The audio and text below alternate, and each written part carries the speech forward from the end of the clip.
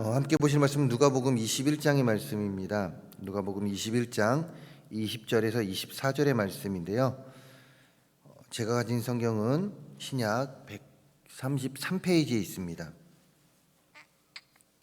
신약 133페이지 누가복음 21장 20절에서 24절까지의 말씀 제가 봉독해 드리도록 하겠습니다. 누가복음 21장 20절에서 24절의 말씀입니다. 너희가 예루살렘이 군대들에게 에워싸이는 것을 보거든 그 멸망이 가까운 줄 알라. 그때 유대에 있는 자들은 산으로 도망갈 것이며 성내에 있는 자들은 나갈 것이며 촌에 있는 자들은 그리로 들어가지 말지어다. 이날은 기록된 모든 것을 이루는 징벌의 날이니라. 그날에는 악이 벤 자들과 젖먹이는 자들에게 화가 있으리니 이는 땅에 큰 환난과 이 백성에게 진노가 있겠음이로다. 그들이 칼날에 죽임을 당하며 모든 이방에 사로잡혀 가겠고 예루살렘은 이방인의 때가 차기까지 이방인들에게 밟히리라. 아멘. 저는 오늘 누가복음 21장 20절 24절 말씀을 가지고 말씀 위에 서 있는 그리스도인이라는 제목으로 이야기를 나누려고 합니다. 오늘 말씀은 이제 멸망의 날에 대한, 즉 예루살렘에 있는 사람들에게 멸망이 곧 있을 것이라는 멸망의 날을 예언하고 있는 주님의 말씀으로, 이 말씀은 실제로 이제 AD 70년 로마의 티투스 장군에 의해 이루어지는데, 역사가 요세푸스에 의하면 그때 살해된 유대인들이 110만 명이라고 합니다. 110만 명, 어마어마한 숫자가 죽음을 당하게 되죠. 뿐만 아니라 포로로 끌려간 수가 9만 7천 명이었다라고 이야기를 해요. 즉 120만 명 정도의 사람들이 죽고 끌려간 그 일이 이루어집니다. 그런데 중요한 것은 주님이 이렇게 멸망, 즉 예루살렘의 멸망을 예언하면서 단순히 그 사람들에게 기회를 주지 않았냐 이것이에요. 무조건 그 사람들을 다 죽이려고 주님께서 이야기를 하셨을까요? 그렇게 작정을 하셨을까요? 주님은 그렇게 야박하신 분이 아닙니다. 그렇게 무조건 그들에게 너희들 다 죽을 거야 라고 하시는 분이 아니죠. 그들에게 분명히 찬스를 주십니다. 무슨 찬스를 주십니까? 살 수 있는 기회를 주신다라는 것이에요. 무슨 말이냐? 21절 말씀을 보시게 되면, 우리 성경 가지고 계신 분들 우리 함께 21절의 말씀을 읽어보려고 하는데요. 21절 우리 함께 읽어보도록 하겠습니다. 그때에 유대에 있는 자들은 산으로 도망갈 것이며 성내에 있는 자들은 나갈 것이며 촌에 있는 자들은 그리로 들어가지 말지어다. 아멘. 21절 말씀을 쉽게 이야기하면 그렇습니다. 멸망의 때가 분명히 너희들에게 올 텐데 그때에 성에 있는 자들은 성 밖으로 나가고 또한 만약에 밖에 있었다라면 성으로 들어오지 말라라는 말씀을 하십니다. 즉 살고 싶으면 나가라. 살고 싶으면 예루살렘 성에서 나가라. 그리고 또한 살고 싶으면 나가 있었던 자들, 살고 싶다면 들어오지 말아라 라고 이야기하며 그들에게 기회를 주고 있습니다. 그런데 쉽게 이해가 되지 않습니다. 왜냐하면 당시 예루살렘 성은, 즉 하나님께서 무너뜨리겠다고 작정하신 그 예루살렘 성은 평화의 도성이자 요새화된 성이기 때문에 그래요. 실제로 이 성이 멸망을 할 때에, 이 성을 무너뜨릴 때 로마의 장군은 오랜 시간에 걸쳐서 이 성을 무너뜨렸다라고 하는데, 그렇게 전쟁 상황에서는 견고했던 예루살렘 성입니다. 근데 생각해 보시기 바랍니다. 이 전쟁 가운데 예루살렘 성을 나가라. 그리고 또한 밖에 있었던 사람은 들어오지 말아라. 어떻게 보면 저희들의 생각으로는 이해가 되지 않습니다. 왜 그렇습니까? 요새화된 성으로 들어오는 것이 안전하겠습니까? 아니면 전쟁 가운데 밖에 있는 것이 안전할까요? 대부분의 사람은 안에 들어오는 것, 즉 요새화되어 있는 이 성에 들어와 있는 것이 안전하다고 생각을 합니다. 실제로 당시 열심이었던 유대의 열심당원들은 예루살렘이야말로 하나님께서 택하신 도성이고 하나님의 처소인 성전이 있는 곳이기에 이곳만큼 안전한 곳은 없고, 또한 결코 하나님은 이곳을 무너뜨리실 분이 아니다라고 이야기를 하고 다녔던 때예요. 그렇기 때문에 우리들의 생각으로 밖으로 나가라, 전쟁의 때에 밖으로 나가라, 이해가 되지 않습니다. 그러나 실제로 예루살렘이 로마 군대에 의해 함락이 되고 앞에서 말씀드렸듯이 많은 이들이 죽었을 뿐만 아니라 포로로 끌려갔을 때 주님의 말씀에 따라 데가볼리 지방에 있던 천년 요셉 펠라로 피신했던 그리스도인들은 모두가 생명을 건졌다라고 이야기합니다. 즉 많은 이들이 죽었을 때에 하나님의 말씀을 따라 자신들의 생각으로는 이해가 되지 않았지만 하나님의 말씀을 따라 피했던 자들, 그 예루살렘 성을 나갔던 자들은 목숨을 건질 수 있었다라는 것이죠. 이런 사실 속에서 우리는 오직 주님의 말씀을 따르는 것만이 생명을 구원하는 길이라는 것을 깨닫게 됩니다. 다시금 깨닫게 됩니다. 비록 그 말씀이 세상 사람들이 보기에는 어리석은 것 같아도 말입니다. 그런데 실제 오늘날 우리들의 모습은 어떠합니까? 주님이 말씀을 따르는 것만이 우리의 생명을 구원하는 길임을 너무나도 잘 알고 있음에도 불구하고 일단 교회 문을 나서면 진리보다는 세상을 더 의지하는 우리들의 모습은 아닙니까? 우리 그리스도인들의 모습은 아닙니까? 몇 번 말씀을 드렸지만 교회에서는 정말 세상이 감당치 못할 사람들의 삶을 살아갑니다. 교회에서는 아멘 아멘을 외치며 오 주님만이 내 힘이시오 능력이시오 산성이시오 방패이십니다를 외치십니다. 그러나 실상 교회 이 정문을 나가면 어떠합니까? 거룩이라는 단어는 어디에 두고 오셨는지, 또한 십자가는 내가 지고 가야 될 십자가는 어디에 두고 가셨는지, 세상과 동화되어 세상의 진리를 따라 살아가는 경우가 빈번합니다. 세상이 감당치 못할 사람의 모습으로 살아가는 것이 아니라 세상이 조금만 건드려도 쓰러질 것 같은, 그리고 또한 그들과 동화되어 가는 그 모습으로 우리는 살아가고 있다 이것이죠. 많은 그리스도인들이 세상에 뒤떨어져서는 안 된다는 명분하에 세상을 따라 살아갑니다. 세상과 뒤떨어져서는 안 된다 이것이에요. 물론 이 말도 맞습니다. 그러나 문제는 진리를 외면하면서까지 세상을 따라 살아가는 것이 문제라 이것이죠.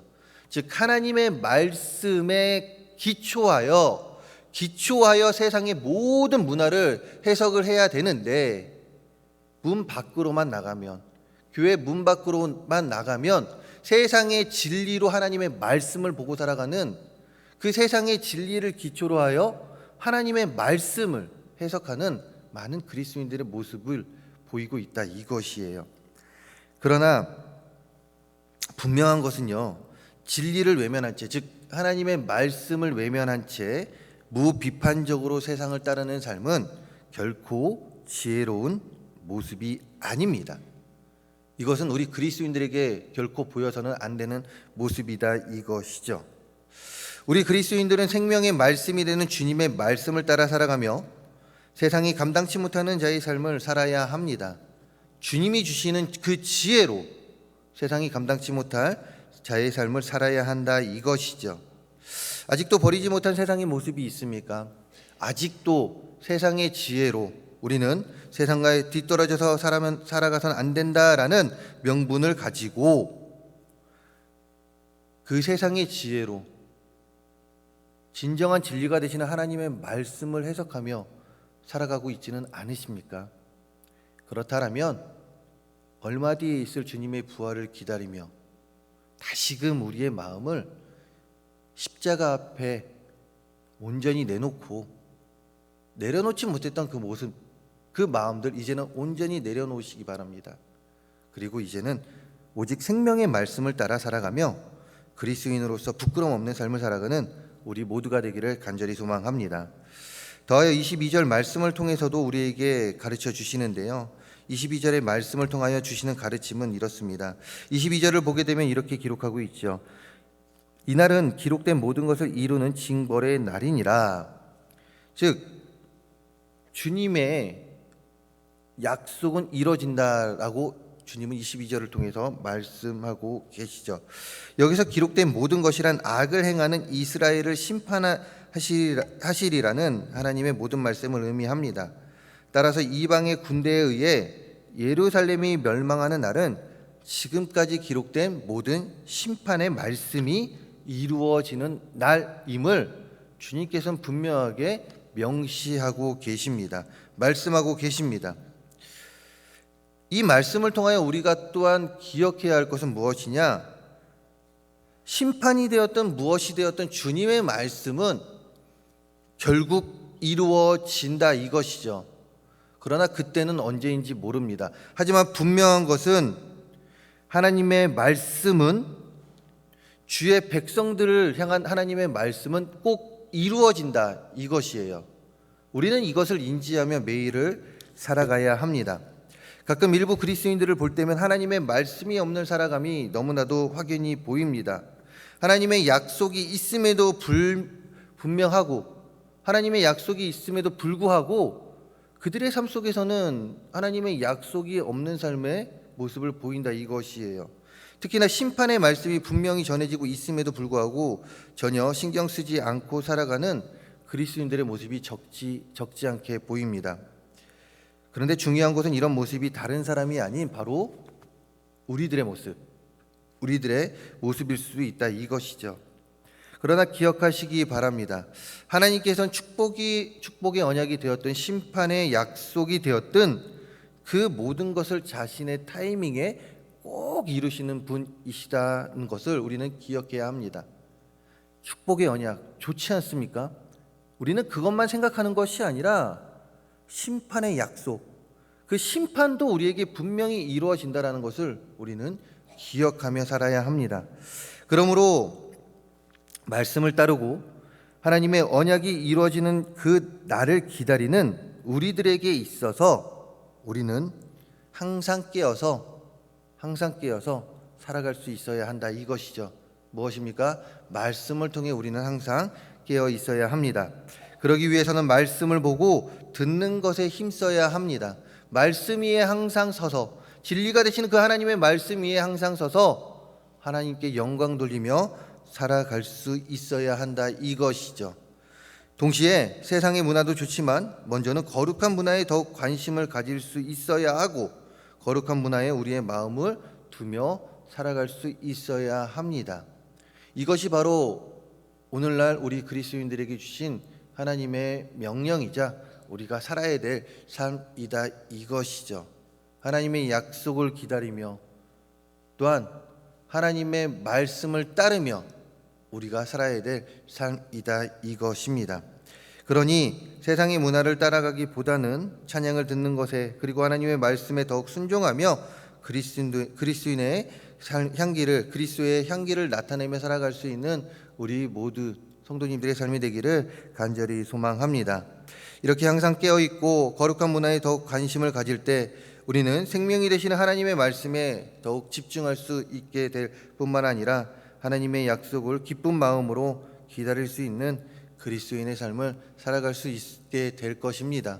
뿐만 아니라 우리가 어디에 있든지 우리는 거룩한 삶, 세상이 감당치 못할 그 하나님의 자녀로서의 삶을 살아갈 수 있게 될 것입니다.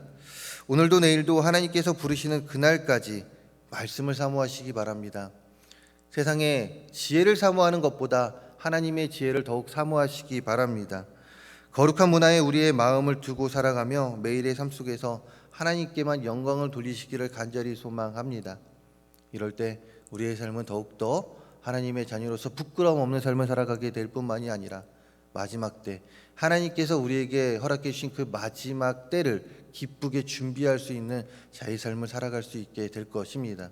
그리고 우리의 본향집을, 우리가 가야 될 그 본향집을 더욱더 바라보며 또한 그 본향집에 들어갈 때에 부끄럼 없는 그리스도인의 삶을 살아가게 될 것입니다.